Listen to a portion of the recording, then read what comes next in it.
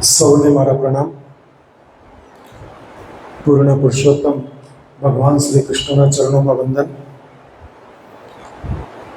આજના આ કાર્યક્રમમાં કંઈ પણ બોલવાની શરૂઆત કરું તે પહેલાં એકવાર દીપાલી સાલવે માટે જોરદાર તાળી પાડો. ખૂબ સુંદર અવાજ, ખૂબ સુંદર શબ્દો, ખૂબ સુંદર ક્લિયરિટી, દરેક શબ્દનું ગુંફન આપણે વર્ષોથી પ્રેયર સાંભળતા આવ્યા છે, પણ દરેકનો ટોન કંઈક અલગ આપણને કહી જતું હોય છે અને હૃદય સ્પર્શી લાગતું હોય છે. એકવાર ફરી જોરદાર તાળી પાડી દીધી. મિત્રો, આજના મીટ ધ ઓથર કાર્યક્રમમાં ઉપસ્થિત પરમ આદરણીય ઇસ્મિતજી કૌર ચૌધરી મેડમ,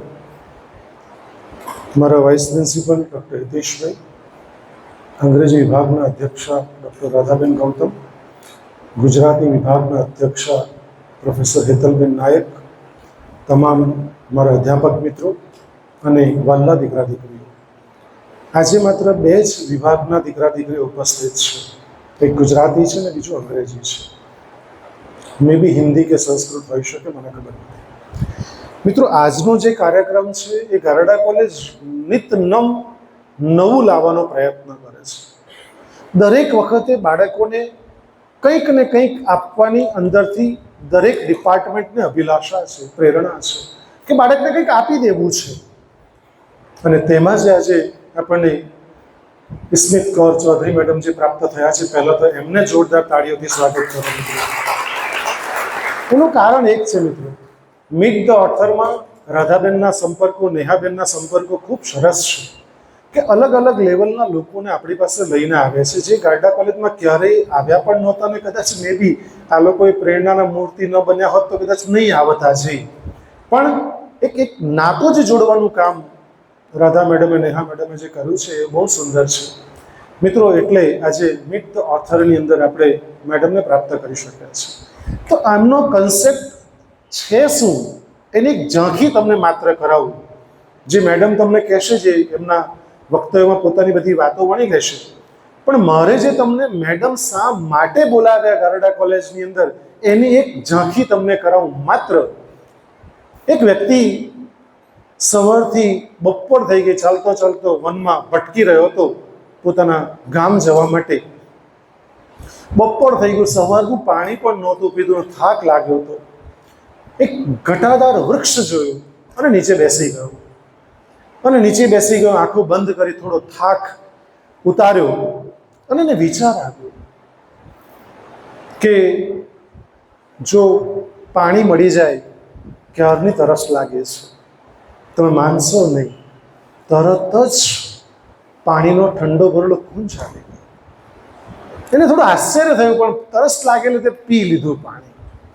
પાણી પીધા પછી જરાક વિચાર એવો આવ્યો અને કે જો કંઈક ભૂખ પણ લાગી છે, સવારનો ચાલી રહેલો છું, જો કંઈક થોડું ખાવાનું પ્રાપ્ત થઈ જાય, તરત જ 32 પકવાન ભરેલું ભોજન તૈયાર થાળીમાં પીરસાઈને આવી ગયું. ભૂખ લાગેલી હતી, ખાઈ લીધું. પછી વિચાર એવો આવ્યો, અને આપ સૌ જાણો છો કે પાણી પી લીધું હોય, ખાઈ લીધું હોય તો પછી વિચાર એક જ આવે કે થોડાક આડા તો પડવું છે, પણ જો વ્યવસ્થિત થોડું ગાદલું હોય, કંઈક નીચે કચરું ને બધું છે તો જરા સારું રહે. તો તરત જ ગાદલું આવી ગયું, તકિયા સાથે માણસ નિરાંતે સૂઈ ગયો. અને જેવો સૂતો તેવો મેડમ વિચાર આવ્યો એને કે સારું, આટલું ઘટાદાર વન છે, કોઈ સિંહ કે વાઘ આવ્યો ને ખાઈ ન ગઈ. જેવો વિચાર આવ્યો, સિંહ આવ્યો ને ફાડીને ખાઈ ગયો. મિત્રો, આ હતું કલ્પવૃક્ષ. ગારડા કોલેજ એ તમારા માટે કલ્પવૃક્ષ છે, અને વિચારોની પ્રક્રિયા બદલવાનું કામ મેડમ ઇસ્મિત કૌર વ્યક્તિ જેવા તમારામાં કરશે એની ખાતરી છે. એકવાર જોરદાર તાળી. કારણ કે ગારડા કોલેજ એ વિચારો બદલવાની પ્રોસેસમાં તમને પસાર કરાવે છે કે તમારી વિચારોની પ્રક્રિયા કેવી રીતે બદલાય. તો પ્લેટોનું પુસ્તક ધ રેટોરિકમાં લખે છે કે માણસને પહેલા વિચાર આવ્યો હશે કે પહેલા ટેબલ બનાવી નાખ્યું હશે? બહુ સુંદર વાત પૂછે છે લોકોને પ્લેટો કે પહેલા સુથારને વિચાર આવ્યો હશે કે ટેબલ આ રીતે બનાવો પછી ટેબલ બનાવ, કે ટેબલ બનાવ્યા પછી વિચાર આવ્યો ટેબલનો? આપનો જવાબ ક્રિસ્ટલ ક્લિયર છે તમારા મન મસ્તિષ્કની અંદર કે એને પહેલા વિચાર આવ્યો હશે, પછી ટેબલ બનાવ્યું હશે. જે ખુરશી પર બેઠા છે કોઈકને વિચાર આવ્યો હશે કે આવી આરામદાયક ખુરશી પાછળ અંધેલીને પણ બેસી શકાય તેવી બનાવવી જોઈએ, કેટલું કમ્ફર્ટ રહી શકે. તમે જે બેન્ચીસ ઉપર ધોરણ 1 થી માંડીને બેસો છો કેવી કમ્ફર્ટ છે, કે નીચે દફતર મૂકવાનું છે, ઉપર પેન મૂકવાનું છે.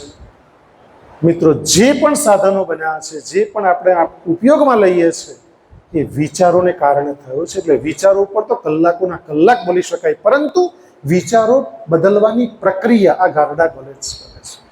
એક માણસનો વિચાર બદલાઈ ગયો, નરેન્દ્રમાંથી સ્વામી વિવેકાનંદ બની ગયો.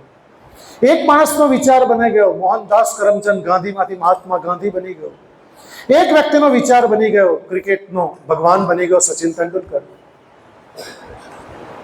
મિત્રો, વિચારો, એક વિચાર આવ્યો થોમસ આલ્વા એડિશન બની ગયો, એક વિચાર આવ્યો હેનરી ફોર્ડ બની ગયો.